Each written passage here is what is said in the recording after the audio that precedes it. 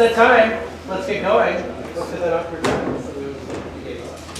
Welcome everyone to our final pitch competition for the semester. Thank you all for joining us.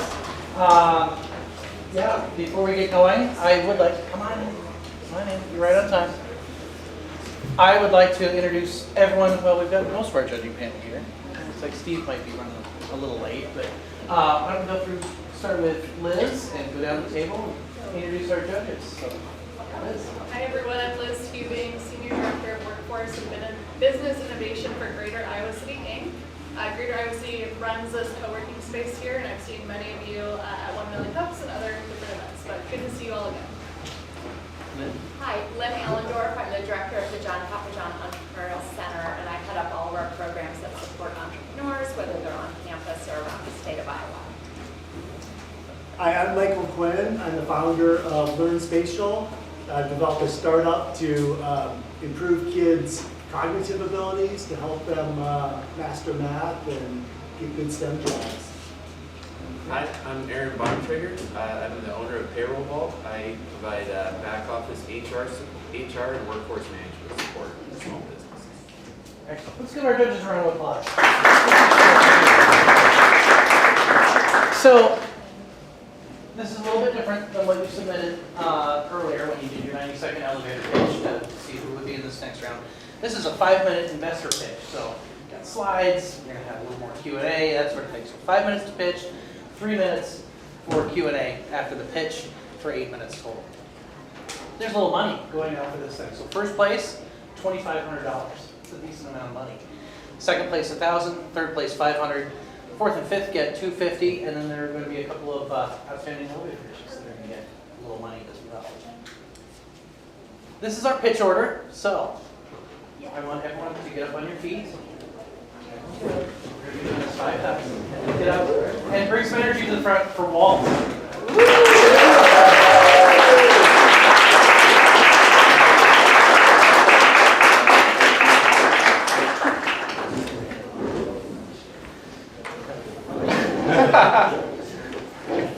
That's very good. We didn't have someone show Yes, we can do that. Yep.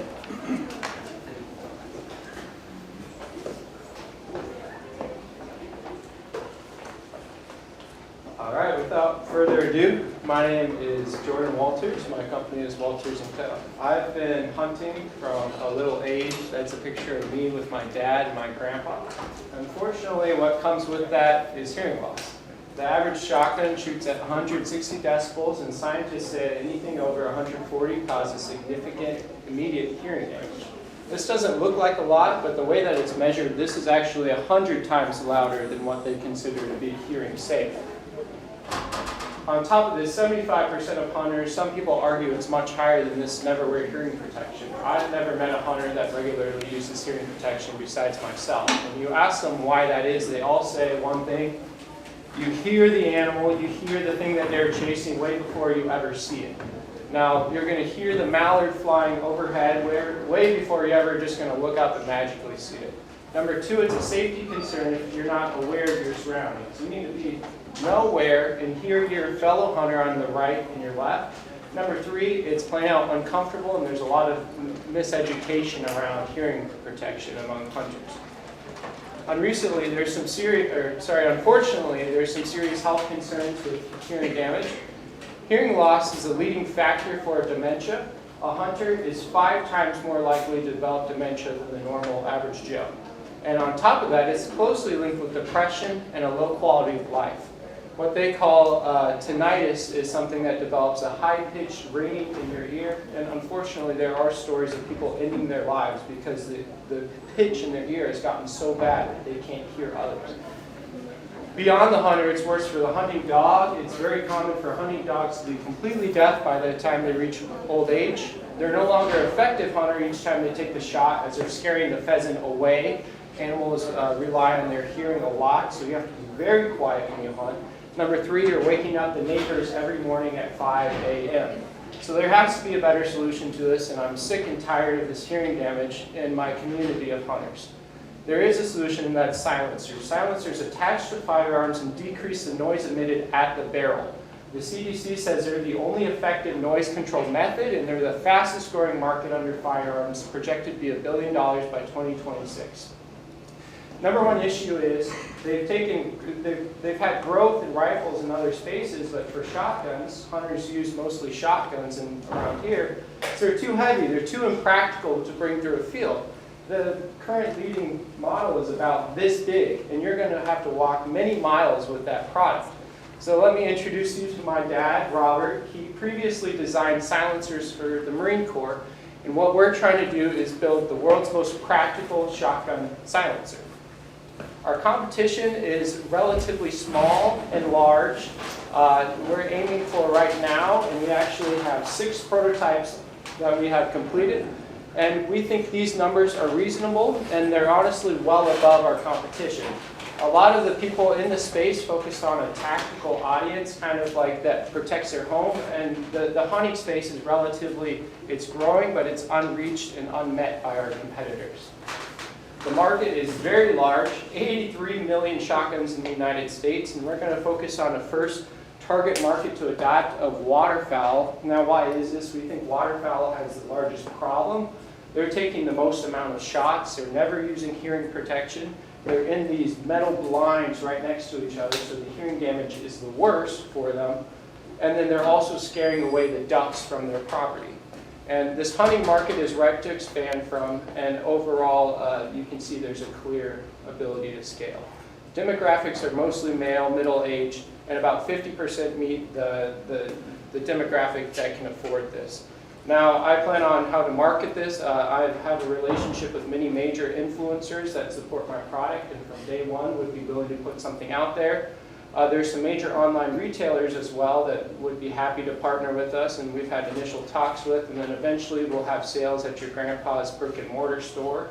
One thing that I forgot to mention, we have actually recruited, as far as a few months ago, the #1 leading silencer designer in America, to be honest. He previously designed weapons with someone named Eugene Stoner. And so if you look at silencers in history, our team has over 70 years of experience designing silencers, and this guy really adds some strong ethos to our team. Now the next steps, we just had our prototype delivered yesterday, which we haven't tested yet and are so excited to. We have patent beta sales, and then we have other silencer products that are basically done. So with this money, I would use this money to go to SHOT Show and to continue our prototyping. SHOT Show is an industry trade show this January. Thank you very much. I'm Walt.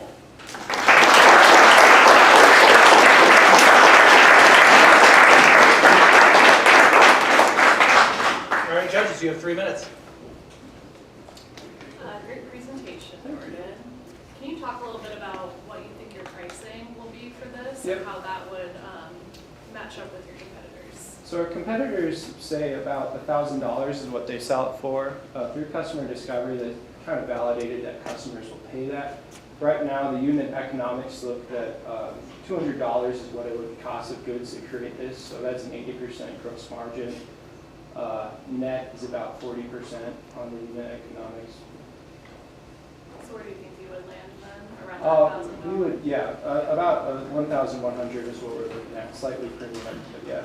And then that would come down over time as we want to expand to the larger market. So, nice job, you've made a lot of progress. You talked a lot about why people should care about this. Talk a little bit more about evidence you have that hunters actually want us. So 200 customer discovery interviews, almost all of them say that hearing damage is a problem, and most of them say that they would be willing to purchase this. The other day I just saw a news article of someone made this silencer, and it was a huge silencer that they made in their own shop on their own because they felt that no one else was needing this. People are already solving that problem among hunters. People are buying and making their own, as I just said. However, it's just not a good silencer. They build it themselves and it's too big. It fits the same problem as competitors to use long term for the entire market. Thank you. Thank you. Hi, so first of all, sorry for being late. I think one of the things that was biggest in my mind was you've got 7 prototypes of this existing silencer. Yep. You said that the next step for you is to take it out to the SHOT Show, is that right? Yep. And what else do you have on the slate? I mean, clearly you're not just going to go to the show, you're not done innovating, Yeah. right? What's the next step? The show is just to build relationships. It is absolutely working these prototypes until we have something to sell. As far as we talk about next products, there's some innovative rifle silencers that we're looking at.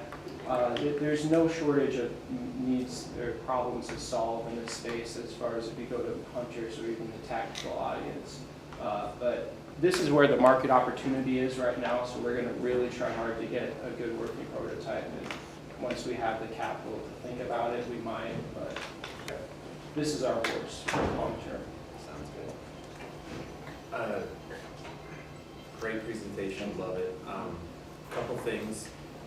Where did you find that information about hearing loss equating to the dementia? So recent studies, I'm blanking on the name, about 3 years ago, suggest that Make sure hearing you- damage is a, Make sure you want me to that. put the source on the, If you're gonna cite it, quote it. yeah.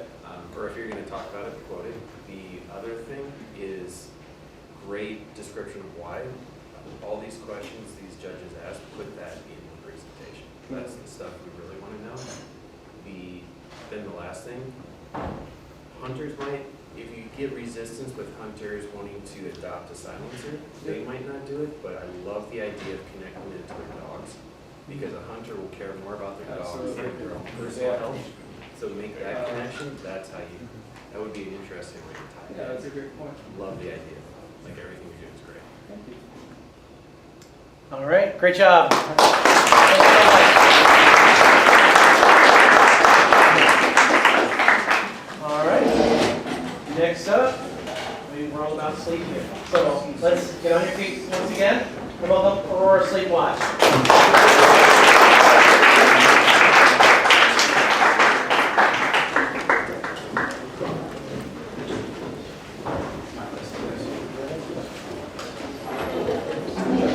Doctor with my bag on the way in.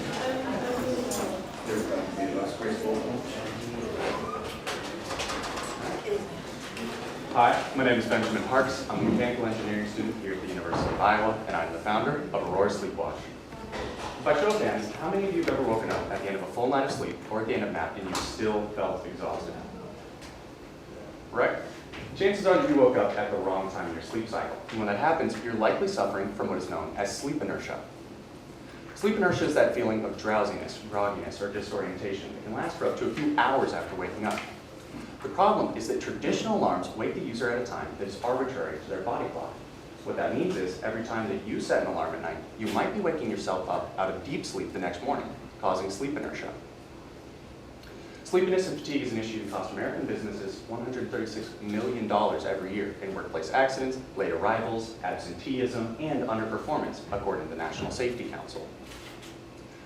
A recent study found that performance under sleep inertia was just as poor as performance after being awake for over 40 consecutive hours. Drivers with sleep inertia have been found with impaired visual awareness, attention, spatial awareness, and focus while rushing to work in the morning. I struggled with getting up in the morning, and I decided to do some research on sleep. That was when I found out about sleep inertia, and naturally, I wanted to find some way to help me avoid it. I couldn't find anything out there. That was when I started developing Aurora Sleep Watch. Aurora Sleep Watch is a simple and easy-to-use smart alarm clock that monitors your sleep to wake you up at the perfect time in your sleep cycle so that you are more alert and refreshed and ready for your day.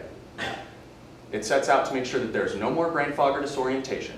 It avoids the slow starts in the morning. It prevents the need for snoozed alarms and eliminates what I call waste sleep, which is sleep that is spent in a non-regenerative part of your cycle. It works by letting you put in the latest time you want to wake up by, and then the heart rate sensor and proprietary algorithm finds the perfect time in the cycle to wake you for your body. It comes with a sleep companion app that gives you useful information on your sleep, makes suggestions for the next night and morning, and additionally tries to keep you on a good circadian rhythm. Our hardware cost is $26.99 a unit, but we think we can get that down to $20 in production, and it retails for $149.99, currently netting us a $123 margin. Our initial target audience is expected to be 18 to 25-year-olds because our customer discovery found they were the ones that would need this product the most. And we're initially going to be launching via our web store and Amazon. And then eventually we want to have in-store placement at mattress stores, as well as distribution through bundles with our partners. Over the next year, we want to increase our community outreach while we spread awareness about the issue of sleep inertia, while we build an audience as well. And over time, we hope to keep our customers by offering discounts on updated devices with more features, as well as by selling integrated add-ons such as natural light machines, so people can wake up the exact way that they want to in the morning. Our competitors, such as Sleep Cycle AB and Bedit, mainly use motion and sound as indicators of light sleep versus deep sleep. But these methods don't paint the full picture and won't wake you up at the right time. My solution, however, uses both heart rate and body temperature, among other sensors, to wake you up at the perfect time for you. Over the next year, the worldwide sleep economy is expected to be $585 billion, with the United States being $95 billion of that figure. Based on our customer discovery, we think we get about 35% of our target audience, which would make us a $1.54 billion company. In July, Aurora won People's Choice Award at the JPEC Undergrad Pitch Competition, and in October, we won the third Best Technology Award at the University of Iowa Innovation Challenge. We are currently pitching at the JPEC Fall Final Pitch Competition, and all of the funding from these pitch competitions is going to go towards product development, as well as expanding our outreach and our presence so that we can become the #1 and the go-to company in the sleep industry. And on that note, I want to say thank you, and I'm asking you to help America wake up right with Aurora Sleep Watch. All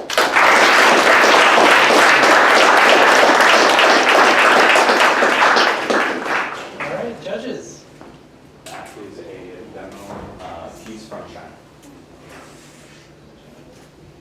I can start us off again. So you mentioned that your target customer segment is people 18 to 25 because they need it. Have you proven that with customer discovery? I think when I was a college student, I probably wanted to wake up as late as I possibly could and don't really equate the quality of sleep, as much, just getting as much as I can. So I'm curious if you've kind of proven that through customer discovery. Mm-hmm. So we've done 75 customer discovery interviews, and what we found is that a lot of people, when given, the option of maybe waking up, say, 10 minutes earlier, but feeling that much better because that's the ideal time for you, that's a very attractive option. A lot of people in that age range really want something like that. Have you talked to other age ranges in that customer discovery as well, or just that kind of core? I have talked to younger ages as well, high schoolers that would also like this kind of product. But not like the older? I have talked with older, and some are more receptive to it, some are less receptive to it. So I think that this 18 to 25-year-old range would be the easiest to get into the market. I was going to say, along those lines, 18 to 25-year-olds almost always already have a smartwatch. How are you going to compete with, they've already got a watch on, why do I want to put another watch on just to go? Yeah, so with that age group, a lot of people actually like the idea of taking your watch off at night and just, letting it charge, swap it on for this, and, wakes you up in the morning. Same thing in reverse. Everything's always charged when you need it. Additionally, it's only 4 out of 5 Americans that have smartwatches, and it's only slightly higher than that with that age range that I found through my customer discovery. A lot of people that I talk to don't have a smartwatch and still would like something like this. So this helps get that out to more people. Did you explore it? I know I've seen rings and other types of wearables. I mean, the point of wearing a watch while you're asleep just seems a little odd to me. Mm-hmm. With most people, I think that it's a very familiar form factor. So that's the reason that we've kind of chosen that. It could have been more of a band, and we're doing customer discovery on that right now too. We've actually switched up some of our questions to see if people would like something like that that's more of a lower profile. So yeah. And then there's no talk of like integrating to existing smartwatches though. Is that something you explored? It's something that I'm exploring. So for getting like beta testing out there, I actually would like to use Apple Test Flight to get an initial app out just to see If we're using an algorithm that takes these things into account, can we get more people to feel better in the morning? And that helps us reach people, wider than, shipping out physical watches. Sorry for all the questions, because honestly, it's a wonderful idea. I've slipped, when I found out about sleep inertia a while ago, I switched my alarm clock years ago, and it's made a huge difference, so keep going, it's a great idea. Thank you. Building on everything Steve brought up, have you reached out to any of the sleep clinics in the local area? Because sleep apnea, sleep inertia, that's already being studied at that connection, and those patients are already comfortable using wearables or having something monitoring their sleep. We haven't yet because we're still relatively new, but we would like to, and I'm actually aware of a few other groups such as the NAP Lab here at the university that I would definitely like to work with down the line. All right, gotta shut it off there. Thank you so much. All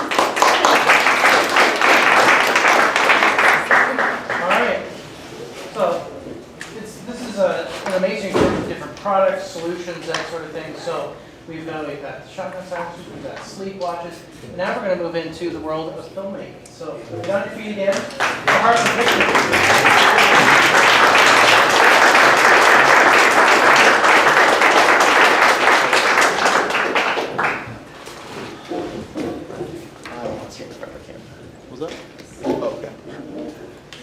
Hi, I'm James. And I'm Will. We're filmmakers, and as Midwesterners, we've never felt like our experiences have been represented on the big screen, so we set out to change that. But during our customer discovery process, however, we found that the problem was a lot bigger than we originally thought. Despite strides made in recent years, we're still dealing with a huge problem of plastic representation, where diverse stories are being told through the perspective of non-diverse people. And as queer people, Will and I understand this problem, and we found that our customer base also understands this problem, sees it, experiences it, and sees it as a major detriment to their viewing experiences. So we founded Heartland Pictures, a film production studio dedicated to telling diverse stories in the Midwest. Our first product is a 90-minute feature comedy film depicting two queer individuals exploring unconventional Iowa spaces. Iowa is a fantastic region for filmmaking. Our state has a 25% feature film tax credit.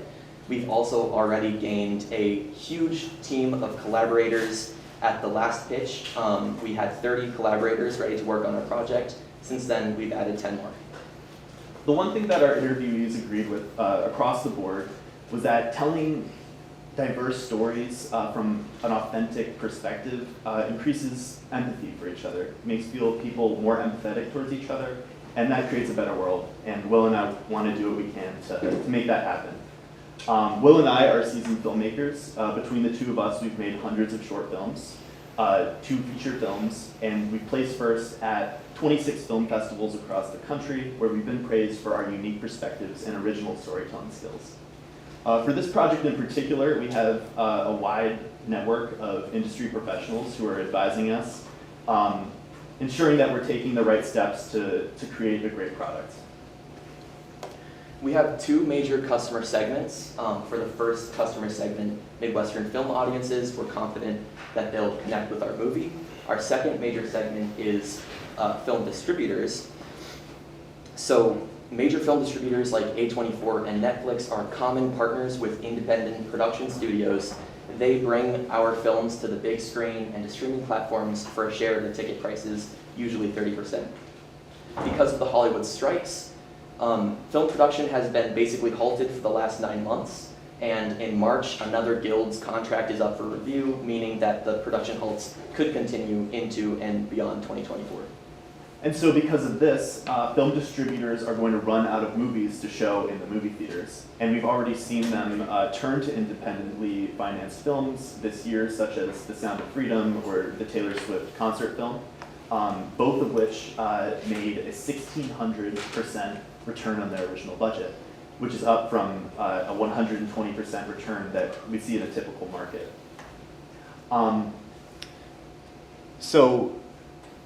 We believe that by doing this, we can go to a film festival market The way that film studios typically reach distributors is at film festivals, and we've identified 25 film festivals which we believe are essential to our marketing strategy. We also have people in our network who can ensure that we get to the tables with these distributors. Simply put, distributors are really desperate for films right now, and they're turning to independent films. In conclusion, we're the team to make a fantastic Midwestern feature film. We've got a great script, we've got a huge team of collaborators, over 40 artists ready to work on our film with us. We've got industry professionals advising us, and we've got years of filmmaking experience. We've already raised $2,000 towards our production. Our goal is to reach $5,000 to ensure that our product is good enough to sell to a major distributor. We're set to start filming in January 21st. All the pieces are in place, and we just need an extra bit of funding to kick us off. Thanks for considering Heartland Pictures, and we'll see you at the movies.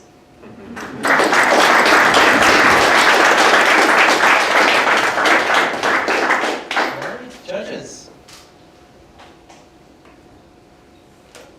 I think it's great what you're doing. I mean, when you think about Iowa and film, you think of what? Field of Dreams?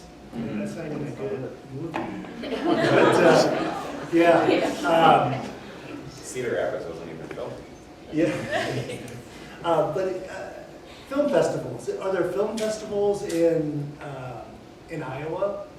There are some film festivals in Iowa. We've gone to a lot of them with some short films. We've made some feature films, but the major distributors are always at the big festivals like Toronto, Cannes in France, Sundance. So we've identified 25 festivals where the major distributors like to hang out and watch for feature films from independent studios. Is that where you would promote your film, or where would you do that? Yep, we promote our film there. We promote on social media.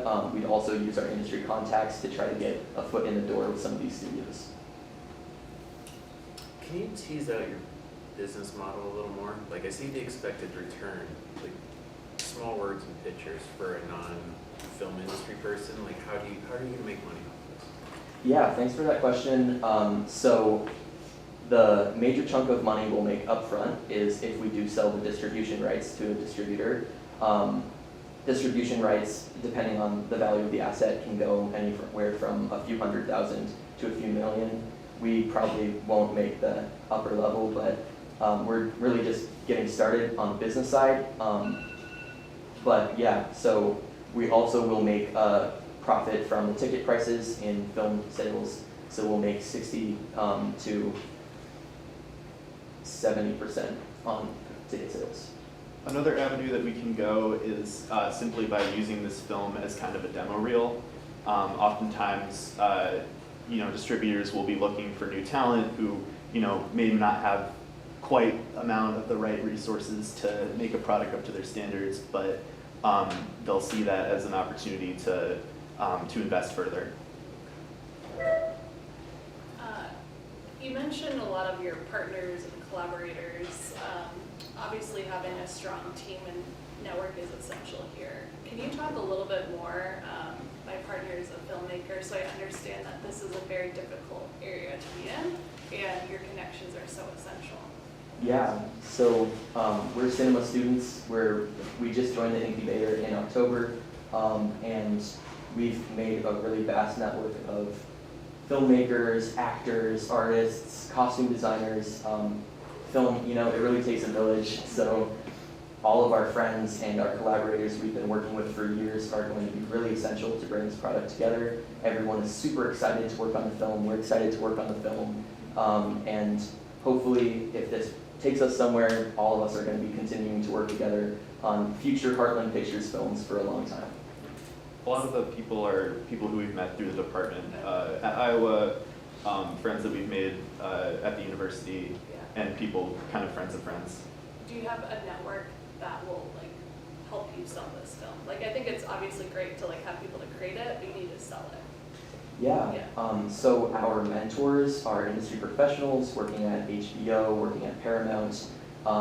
We've been in contact with people who worked on the Avengers movies. The writer for Rain Man was here recently, and we've been talking to him a little bit about this process. So this has been really great to get our foot in the door, and we hope that it's going to take us somewhere, and we're confident that it will. All right, great job. Thank you. Oh, yeah, go ahead. So, one word answer, how much money do you need to get this film made? $5,000. $5,000. Thank you. All right.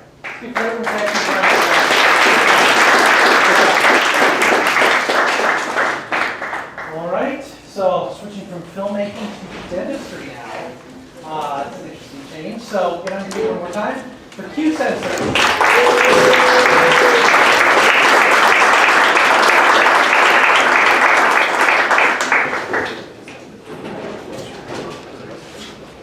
Okay.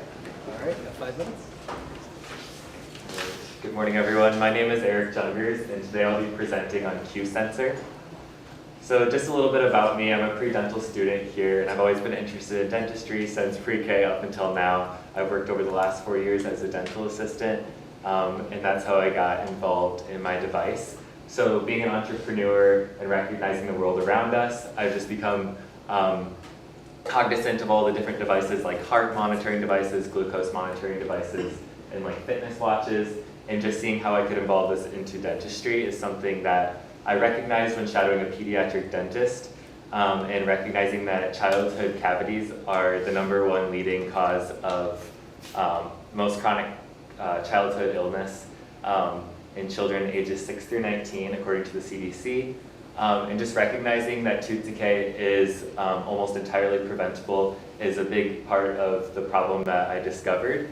And prevention is another aspect that I realized. If you can spend $1 on prevention, it can save you $8 to $50 in restorative and emergency procedures. Kids are also losing time in the classroom, and 3 out of 5 children are affected. So what I did was revolutionize pediatric oral health by creating this device called the Q-Sensor, which would give you an educational tool at the touch of a finger for prevention in these high-risk patients. And by tracking these oral health habits, there could be targeted dental care for patients through the app that I am working on developing, and through the pH sensor itself, which is like a retainer, and there's a picture in the next slides. And this would be presented in a Stefan graph format. The reason I targeted pH is because when you have sugar and bacteria in your mouth, it causes an acidic mouth, which ultimately leads to decay. And every time you drink like a sugary beverage, your mouth drops below the threshold of 5.5 pH, and that's where you start to get decay. And it takes 20 to 25 minutes to get back to that healthy level. So every time you sip on something, your mouth's gonna drop below that level. So looking at the customer segment in the United States, I found that there's 73 million children, and nearly 42% of children are affected by cavities. So that's around 30 million adolescents.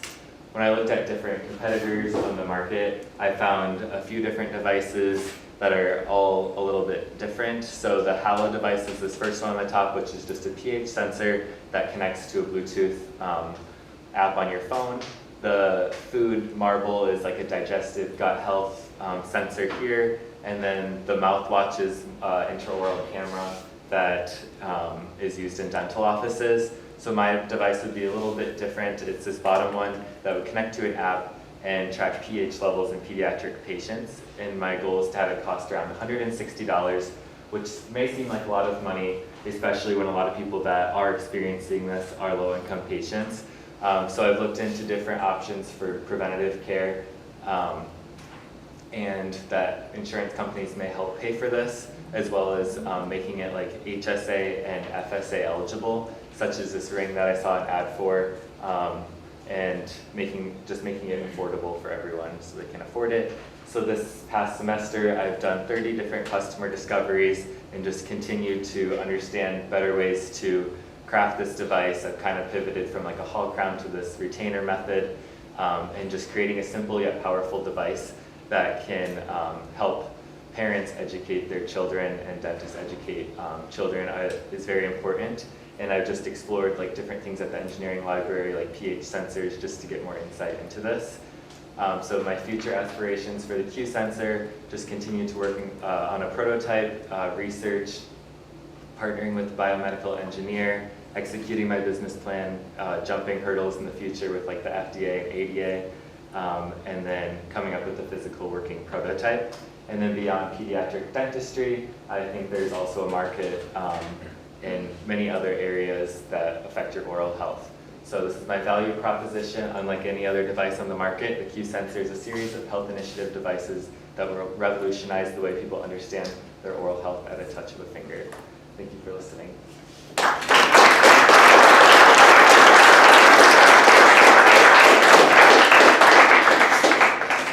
So I didn't get a real clear understanding of how the patients would be using this. Is this something you put it in and sleep with it, or do they wear it all day? Yeah, so it would be like kind of like a retainer and it'd have those sensors in there.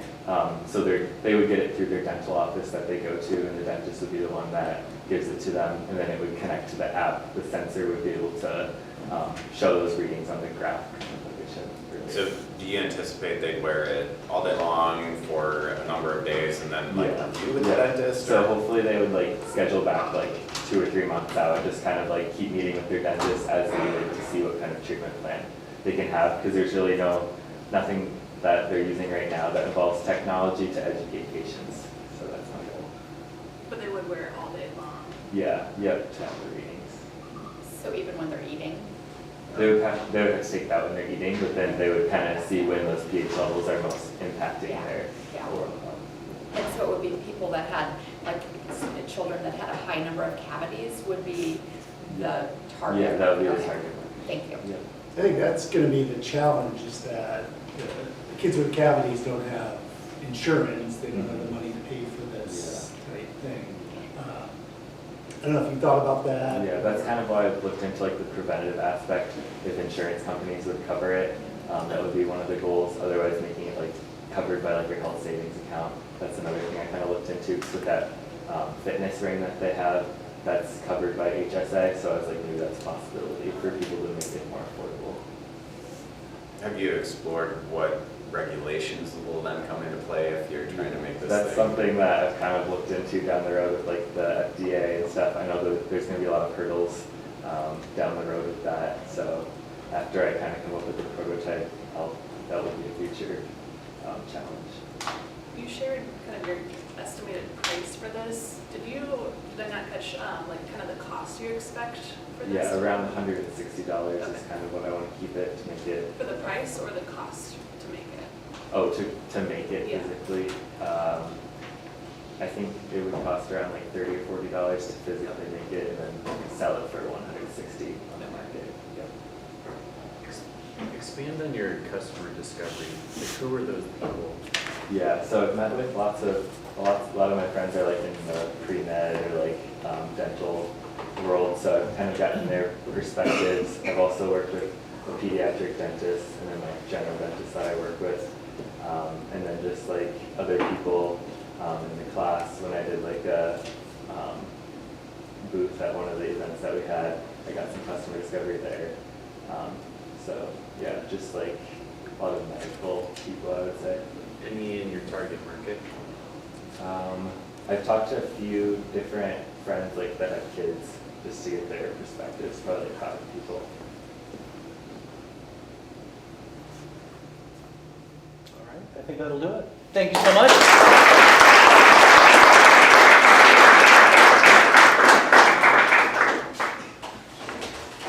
Last but certainly not least, we're switching over to educational technology. So on your feet one more time.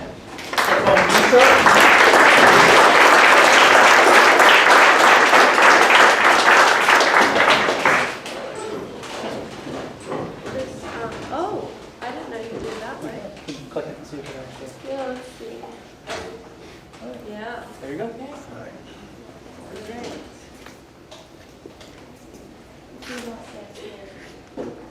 All right. When does my timer start? Whenever you start pitching. Okay. Imagine a world where every child, regardless of their background, has the opportunity to learn and love music. Hi, I'm Nicole Williams, a dedicated music educator, and I'm making this a reality.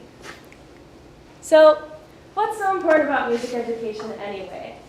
Well, it's been proven that it improves cognitive, social, and emotional development in our children compared to their peers who are non-musical. Yet, today, there are millions of students that have no access to a musical education. In fact, over 3.6 million students have little to no music education in the United States alone. This is a problem. This is a problem, right? So I'd like to introduce you to Michael.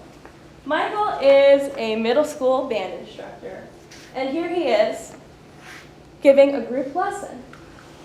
Group lessons are not ideal, and I'll tell you why. There's about 6 or 7 kids in here learning percussion, and Michael doesn't get to have one-on-one time with each of his students because he's only allowed to see them once a week for 25 minutes. This is the reality of our band instructors, our choir teachers, and even our elementary school teachers. So, meet B Sharp. B Sharp is a comprehensive K-12 music theory platform. We're fun and accessible, which helps our students, helps our teachers, and also benefits the school administration. So, let's talk about the market size. These are some big numbers, right? The market for digital music education is booming. It's set to reach $825 million by 2031.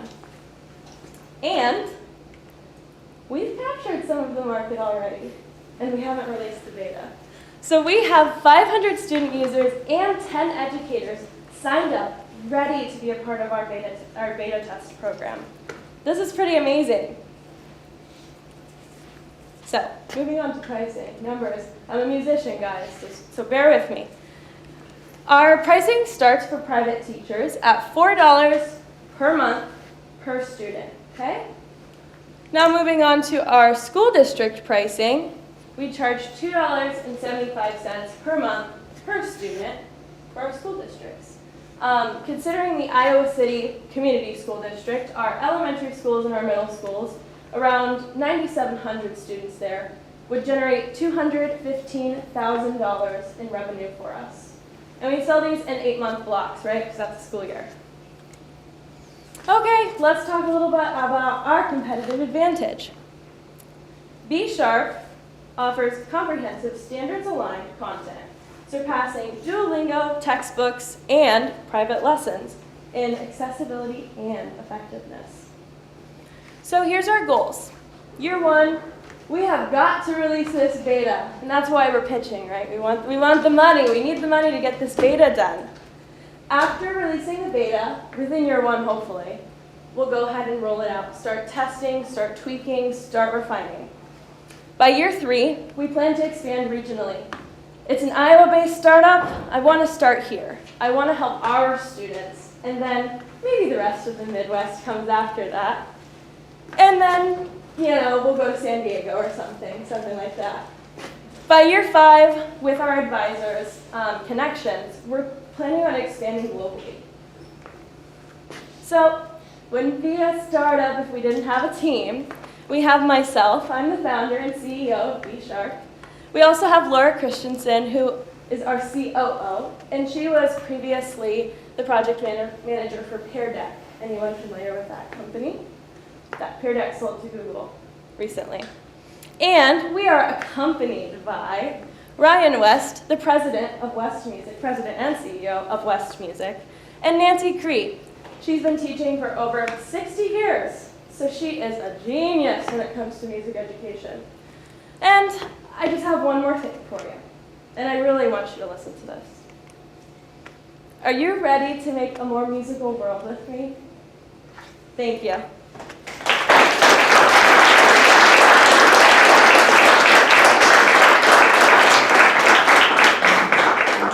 Let me get some water.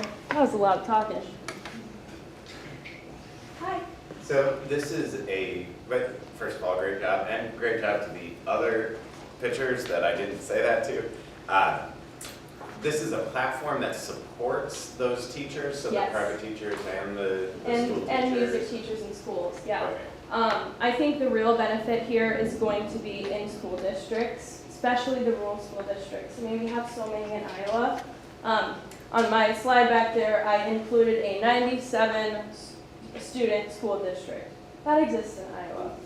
So for them, the price would be just over $2,000 for a basically a music teacher that can be with your students at all hours, right? So is there any way that, as like a parent, maybe I could just download this for my kid without the teacher's supervision and get them to use it? Yeah, so I think expanding into the future, we plan on adding this sort of selling directly to parents or just consumers, right? But right now, to start and to scale quickly, we're going to target the music teachers and really the school districts. Any other questions? Yes. Clever use on the SWOT analysis slide. Thank you. I like that. On the, I guess you answered my real question. Okay. What other, in terms of scalability, is this something you can integrate into both Apple, Google? Like, is this an app? Yeah, it's a web app, right? Web app. So most students, and I know Iowa City students, get them in like kindergarten, because I was talking to one of my little piano students I teach. I'm like, when did you get that Chromebook? They got it in kindergarten. So it's going to be a web app. Web apps work great on Chromebooks. I mean, that's what Chromebook is, right? Can't really download anything. In the future, right, we'll plan to expand probably iOS first, and then Google after that. In your competitive analysis, you said that you're more accessible and effective than the competitors. Yes. Can you elaborate on that a little bit? Yeah, so I would say textbooks, music theory texts, I should have brought my music theory textbook with me. They're thick and often not written for children, right? These are things written for teachers to then teach their students. So not very effective for the audience I'm targeting. Private lessons, I'm a private lessons teacher. They're very effective. However, they're very expensive. Average in Iowa is $145 a month for private lessons. And Duolingo's got me. A couple weeks ago, they came out with a music education feature. And I did it. I did the whole thing. And I passed into the last level. So got it. My music education background has got me there. But it doesn't really target students. The format of Duolingo is kind of, has anybody ever used Duolingo? Right. The format of Duolingo is, let me throw you in as fast as I can, and you're going to pick up on it because you're an adult and you have context clues. Students, young students, don't even know what a steady beat is, right? You have to teach them this. They don't know what a pitch is. What's a high sound, what's a low sound? What animals does that go with, you know? Does a mouse make a low sound or a high sound? So. We're going to cut things off there. Thank you so much.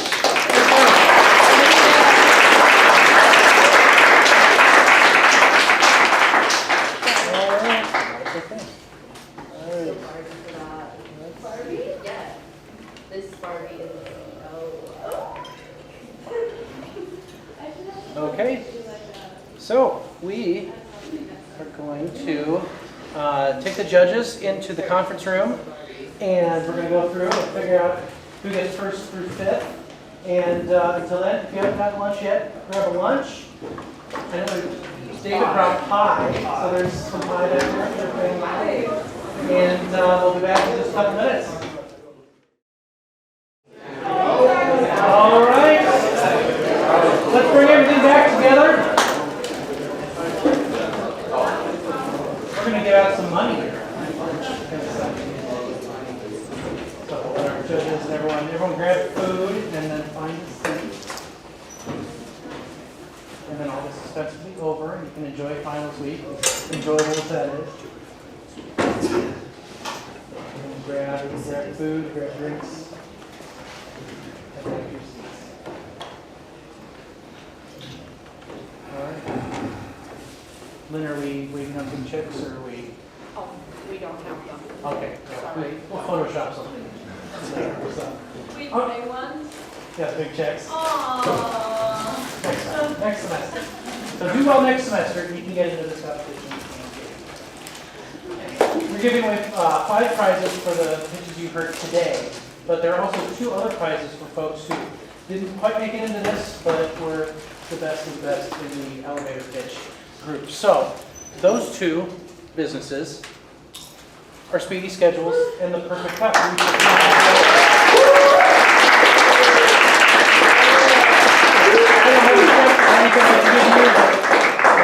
So Speedy Schedules did. Sorry, I know, sorry. Yeah,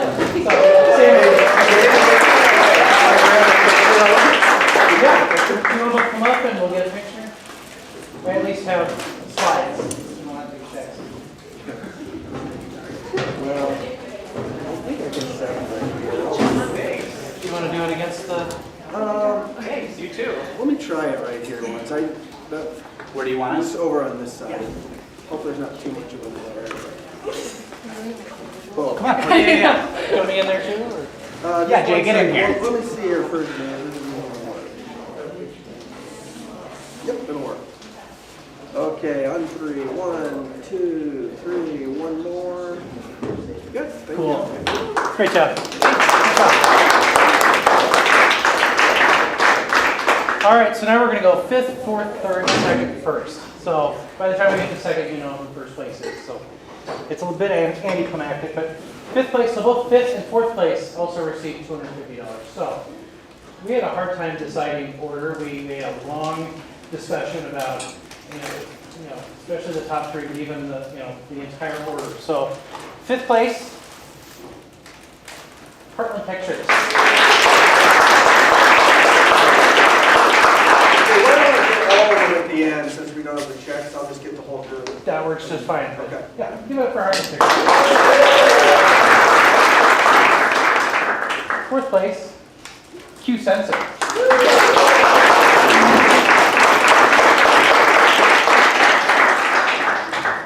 3rd place, Aurora Sleep Lodge.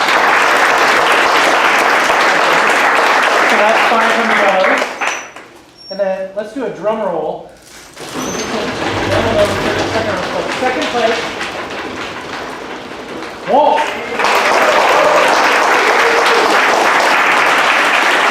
First place, $24.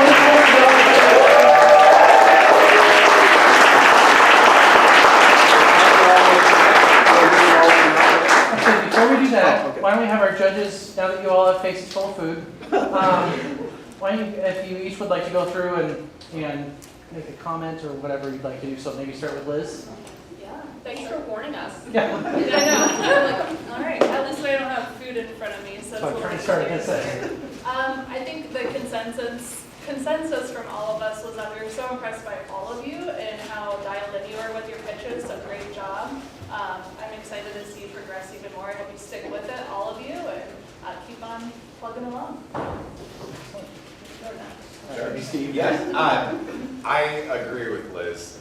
You guys, the first thing I said was, wow, I wasn't expecting it to be such a hard decision, because a lot of times there's a clear line between, you know, at least the top few. I think all 5 of you could have won. You did a great job. Some of you are a little further along than the others, so I encourage you, you know, keep using the resources around you like this and other mentors and other things in the community. But yeah, all of you have a bright future, and I'm pretty excited to continue to keep up with what you're accomplishing. And I thought you all did a great job as well. The one comment I want to make is Steve was one of the very first students in the Bedell Lab when we opened it. Can I tell what year that was? Or Sure, go ahead. 2004. So he's still running the business that he was in the Bedell Lab. We will be 20 years old in January. So, That's great. So I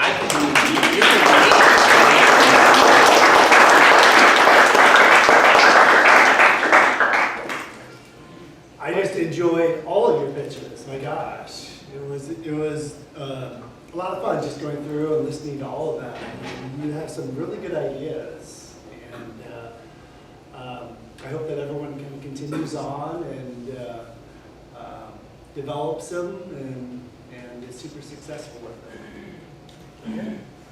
I mean, the only other things I can add that the rest of the group hasn't already said, absolutely hands down, your 90-second elevator pitches to now, night and day better. Like, it was impressive to see how far you guys went from the 90-second to here.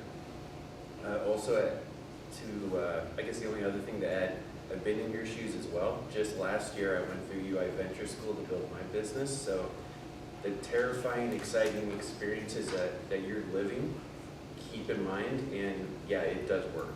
Like to Steve's point, I hope when I grow up, I'm like Steve as well. Another round of applause for everyone.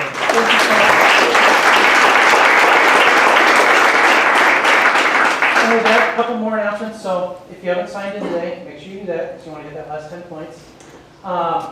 If you have mail over at the bell, please get your mail because we're going to change up the mailboxes next week. Some of you do have mail over there. So the mail, for those of you who don't know, the mail room is the alcove right inside. You go in the door, and it's right to the left of the front door. So check and see if you have mail sitting there. Also, the Jacobson Institute is looking for a couple of judges this coming Wednesday, from 9:45 a.m. to 2 p.m. It's worth 40 points of extra credit if you are free during that time and are able to help judge. If you come talk to me later or send me an email or whatever, I need 2 judges, so 40 points each. With that, that's it. That's the semester. So good luck on all of your finals. Thank you all so much for your hard work this semester, and only a couple of you are graduating. So if you're graduating, raise your hand. So that's it. Those are the only seniors I'm losing this semester. So do we want to do a big group picture too as an incubator? The 5 winners. 5? Okay. All right, so winners first, and then we're going to get a big group picture of our group this semester. So thank you all so much.